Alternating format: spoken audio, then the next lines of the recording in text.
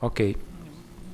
Boa tarde a todos. Aqueles que não me conhecem, meu nome é Sami Hassouni, eu sou presidente da ABIND, que é a nossa Associação das Indústrias de Defesa e Segurança aqui no Brasil. E também eu sou o presidente da Vibras Aeroespacial. Eu fiz uma apresentação e eu acho que o nosso tempo é de 30 minutos, eu vou gastar só 20. Eu fiz uma apresentação, ela tem 17 slides, para não ficar muito cansativo depois do almoço. Obviamente tem o primeiro e último, que são nada, né, só capa e contracapa, então são 15 slides. E eu acho que é importante a gente, numa plateia onde a gente tenha, não industriais, mas a gente tenha a academia, a gente tenha a imprensa, e tem economistas e advogados, eu acho que é um fórum interessante de falar um pouco da parte conceitual. Um debate que aconteceu antes do almoço e me chamou a atenção é que existem algumas confusões de terminologia. Então, eu vou tentar contextualizar o nosso entendimento de alguns pontos chaves, que eu acho que aí os trabalhos ficam até mais dinâmicos e mais fáceis. Por exemplo, o que é indústria tecnologicamente independente? Então, a gente confunde muito, os programas de defesa são bons, eles geram empregos, eles geram valor econômico, geram exportação. Mas o que é um bom negócio e o que é um bom negócio com independência tecnológica? Então, esse é o primeiro ponto que eu queria assim, passar o nosso entendimento, e esse é um entendimento já estudado no mundo todo. Independência tecnológica não é fazer um bom negócio de defesa. E eu digo assim, um tanque de guerra, eu tenho independência tecnológica se eu sou o projetista do tanque? Então, nós temos um tanque, um blindado, que o projeto é feito por uma empresa nacional. Eu tenho independência tecnológica? Todo mundo fala, lógico, Sami. Se você fez o projeto é de domínio nacional, eu tenho independência tecnológica. Mentira, isso é uma grande mentira, isso é um engodo. Independência tecnológica significa os meus fornecedores estão no Brasil. Porque se um falhar, eu substituo, eu vou lá e faço. Então, não adianta eu fazer um blindado ou um carro de Fórmula 1, eu projeto o carro, eu crio o carro, eu ganho o campeonato de Fórmula 1, ganho. Então eu tenho um super carro, que é um super projeto, que é um super negócio. E se eu não conseguir comprar o motor do Fórmula 1? Meu Fórmula 1 não sai da garagem. Então, independência tecnológica não é bom negócio. Quer dizer, um bom negócio não significa a independência tecnológica é quando a minha rede de fornecedores está no Brasil. Então, o que eu pediria aos senhores, já que o assunto hoje é o projeto Gripen, que eu acho extraordinário, é um dos programas estratégicos, ele vai ter muito envolvimento nacional. Uma coisa é fazer disso um bom negócio. Então, você pode fazer um bom negócio, empregar muita gente, fazer isso dar retorno de imposto, exportação. Agora, você quer ter independência tecnológica? Tem que dar mais um passo, você tem que monitorar se vai ter fornecedor de fato nacional na cadeia produtiva. Pode ser que não dê. Aí você vai comprar um projeto ótimo, bacana, mas você vai ter uma independência tecnológica parcial, que é o caso do Gripen. Não vai dar para ter uma independência tecnológica total. Eu nem aconselharia fazer, porque vai custar 50 bilhões. Mas tem que aceitar a realidade, não pode mentir. Não dá para alguém levantar e falar assim, seremos independentes tecnologicamente com o Gripen. Mentira, o motor não é feito aqui, a bomba de combustível não é feita aqui. Então, agora, é bacana o Gripen? Lógico, é um programa bom? Lógico, nós apoiamos? Lógico, mas nós temos que saber o que nós estamos fazendo.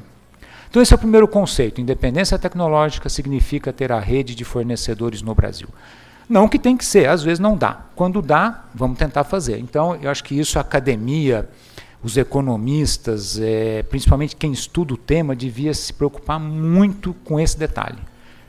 Evitar que um bom negócio vire tudo, vire independência tecnológica, vire a solução do mundo. E não é assim. Então, esse é um conceito. Eu vou ficar de pé, porque eu falei 15 slides, eu gastei 5 minutos já, né? Mas agora eu vou ser rápido.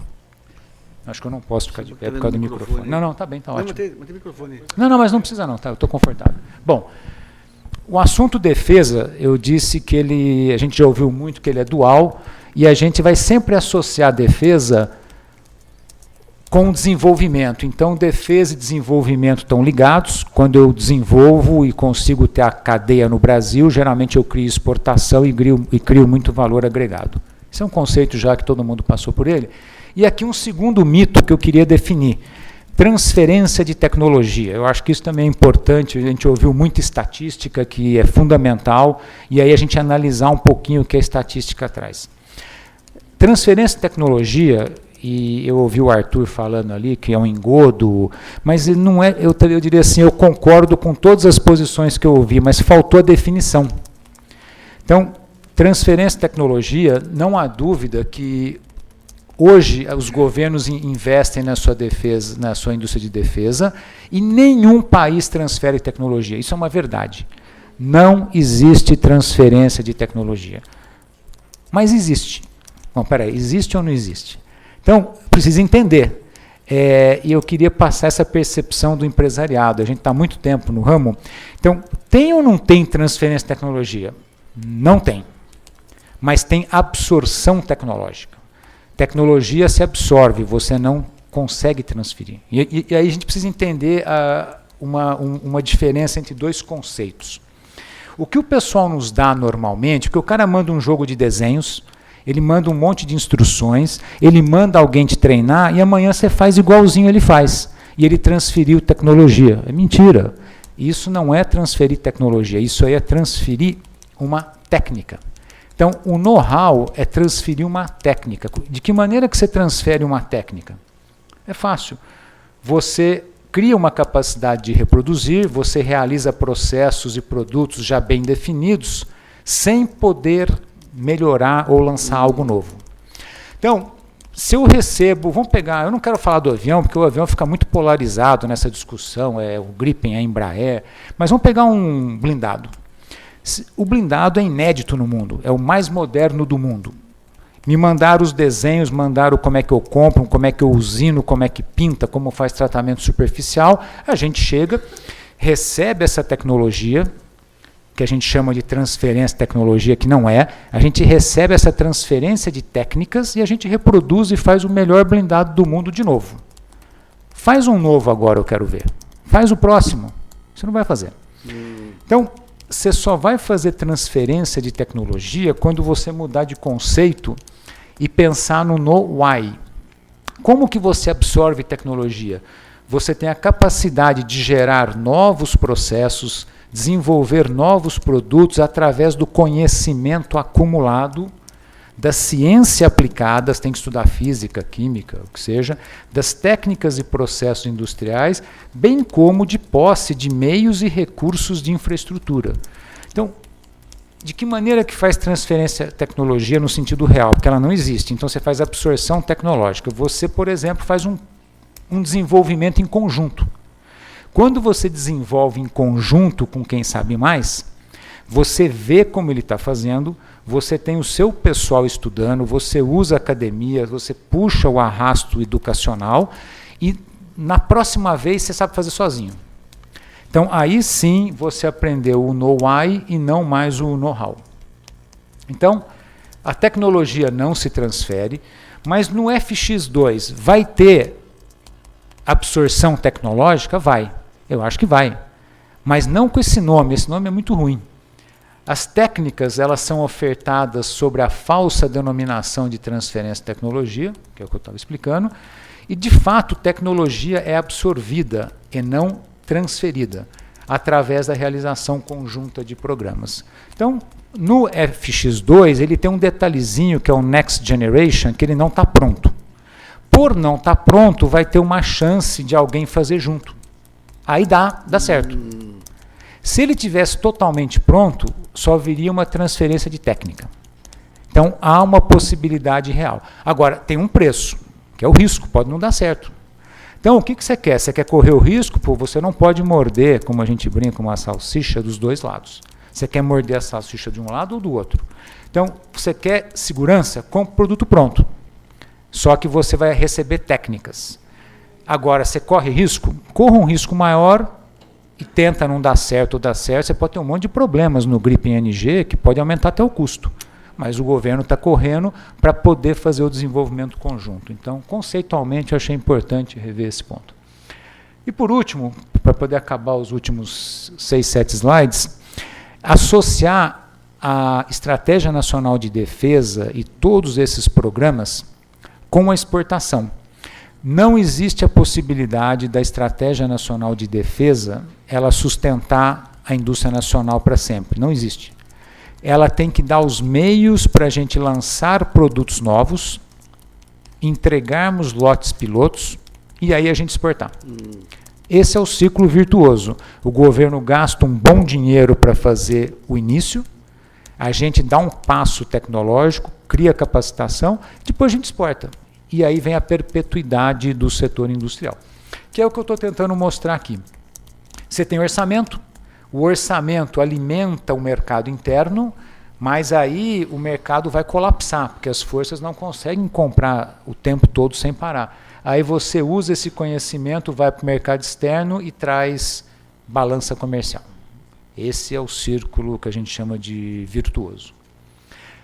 Olha só, um monte de número, a gente é engenheiro, eu gosto muito de gráfico de barras, né? O gráfico de barras é interessante. Então aqui tem um monte de dados que não são nossos, são do CIPRI, que é um instituto internacional em Estocolmo, que fala sobre paz, então é ele que fala sobre defesa, porque ele fala sobre paz, né? O melhor jeito de evitar a guerra é estar muito bem equipado. E ele mostra aqui o gasto de defesa em bilhões, isso aqui é estatística, mas mostrando o Brasil gastando 31 bilhões de orçamento de defesa, mas esses números aqui eu acho que não são tão relevantes nesse momento. Eu vou adiantar. Em relação ao PIB, já foi falado, olha a Arábia Saudita gastando 9% do PIB em defesa, mas vamos pegar uma média, estamos com 1,9%, o Brasil estava em 1,4% em 2013, então são dados bem atuais, nós pegamos aí praticamente o último livro do CIPRI, mas se a gente olhar o Brasil, no contexto sul-americano, olha que interessante, a Colômbia com 3,4% do PIB, o Chile, Venezuela, a Argentina que praticamente não tem mais nada. Então o Brasil está um pouco abaixo da média até da América do Sul.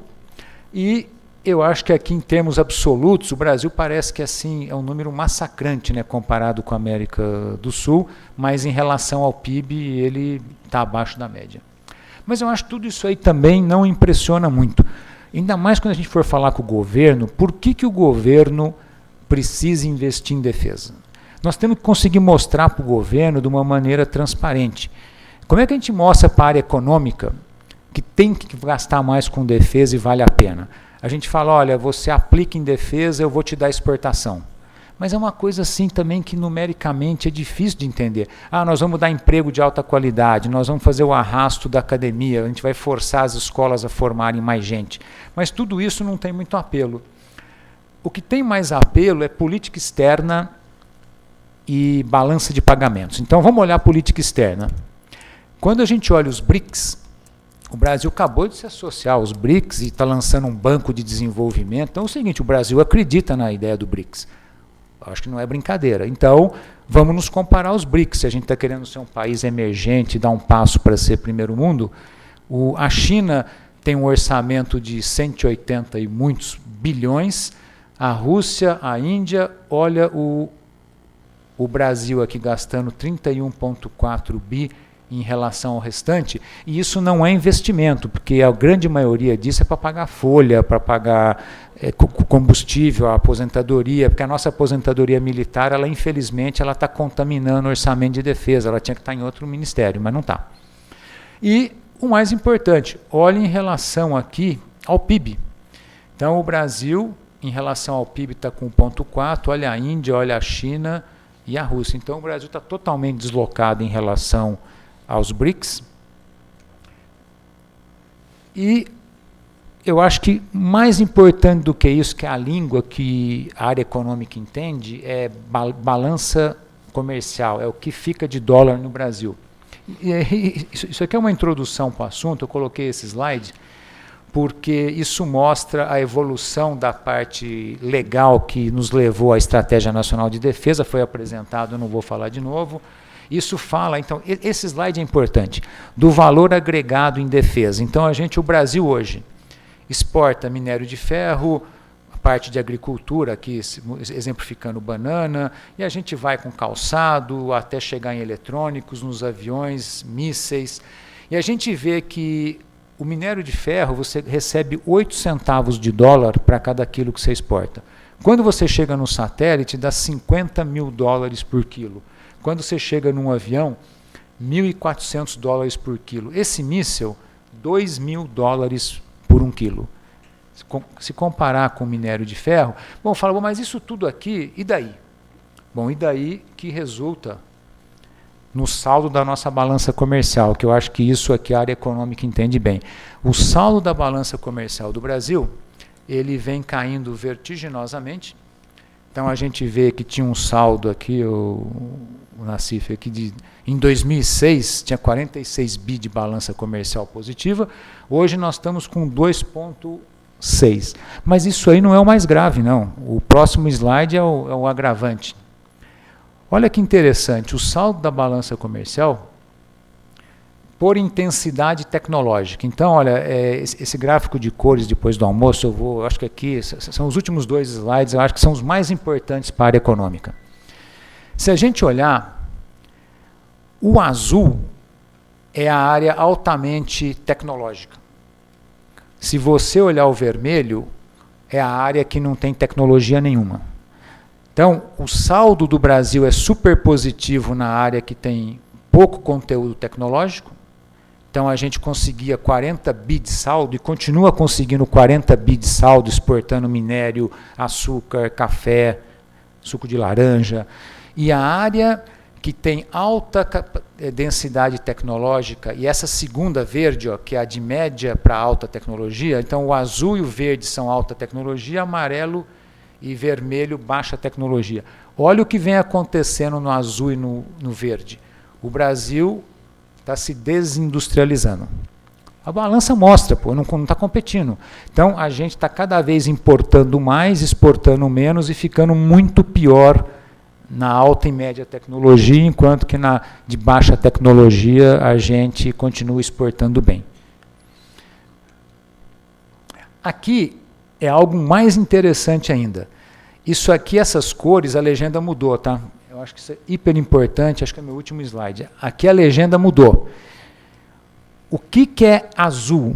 Azul é aerodefesa, que é aeroespacial e defesa. Então aqui eu estou pegando a alta tecnologia e a gente separou no segmento aeronáutica e aeroespacial, que é o de defesa. Tem o de fármacos, material de escritório e informática, que também é alta tecnologia, equipamentos de rádio e TV, instrumentos médicos. Esse é o conjunto, ó, inclusive a fonte não é a BIND, não, é a CSEX EMIDIC. Aqui por cores são 5 setores chamados high-tech. Olha como é que o Brasil está nos 5 setores high-tech. O único high-tech que está mal e porcamente ainda dando resultado na balança é o de defesa. Todos os outros setores high-tech, que é esse verde escuro, verde claro, amarelo e vermelho, estão cada dia piores. Nós estamos importando muito mais do que a nossa capacidade de exportar. Se pegar, por exemplo, aqui, material, vou pegar esse aqui, instrumentos médicos de ótica e precisão, que é considerado mundialmente pelo OMC como alta tecnologia, o Brasil está cada dia pior. Importava aqui quase 5 bi, hoje está importando quase 7 bi. Se pegar esses amarelinhos, então, aqui está cada vez pior. Então, o que mostra isso? O nosso setor de defesa, que é esse azul de alta tecnologia, ele ainda é o único que está razoável na balança comercial, e se investir na Estratégia Nacional de Defesa colocando dinheiro, nós vamos para cada dólar exportar 10, essa é a estatística, e a gente vai conseguir levantar esse azulzinho ainda mais para tentar buscar um equilíbrio da balança comercial. Acho que isso aqui, para a área econômica, é um dado importante, até para a academia que faz esses estudos, é uma estatística do governo. O governo publica, isso aqui é desindustrialização high-tech, e esse anterior é a desindustrialização no high-tech e no quase high-tech. Então, nós estamos aí caminhando para um colapso e precisa reverter. Então, conclusão, eu prometi, não sei se eu gastei mais dos meus 20 minutos, mas o modelo comercial que a BIND acredita ser sustentável na nossa base industrial de defesa, tem que ter dois grandes pilares. As nossas forças comprando desenvolvimento no Brasil e pedindo lotes iniciais, que é isso que tem a AND, a Estratégia Nacional de Defesa, comprando o Brasil, desenvolvendo a rede de fornecedores no Brasil, e a gente, em troca, fazendo o que está embaixo, exportando nossos produtos e sistemas, e, obviamente, foi falado isso, com o apoio de governo, nós temos que ter o Ministério da Defesa com a gente, que tem ido, o MD tem ido com a gente às feiras, às viagens, às visitas técnicas. O MD, que ele tem nos apoiado, a Apex, a gente falou muito aqui de a Apex não resolve. Realmente, a Apex não resolve, mas a Apex ajuda. A Apex ela tem colaborado com a gente, patrocinando grandes feiras no exterior. Uma feira custa para as empresas, a gente somar o conjunto de empresas que foi a Paris esse ano, a Apex pagou acho que uns 2 milhões de reais. Pô, isso ajuda, quer dizer, resolve não, mas é uma ajuda na parte de exportação. Temos aí o MRE, através das embaixadas e dos adidos que estão lá junto ao embaixador, embora os adidos sejam da defesa, mas eles estão lá junto com o MRE, que tem nos apoiado. Então esse é o modelo vencedor. Estratégia Nacional de Defesa, compra os programas estratégicos, contrata a indústria, alimenta a economia, gera salários altos, a gente vai empregar o pessoal que se forma em alto nível e vamos exportar. E com a exportação a gente melhora a balança comercial. É um ciclo virtuoso. É que ninguém entende direito. A defesa é algo altamente complexo. Então, existe algumas, como eu disse, diferença do que é técnica, do que é tecnologia, diferença do que é ser um bom negócio e do que é ser tecnologicamente independente. Então, em defesa, não basta ter um bom negócio. Você tem que ter um bom negócio e tem que verticalizar no seu país a rede de fornecedores. Aí você vai ser tecnologicamente independente. Obrigado pela paciência. Depois no debate a gente responde alguma pergunta.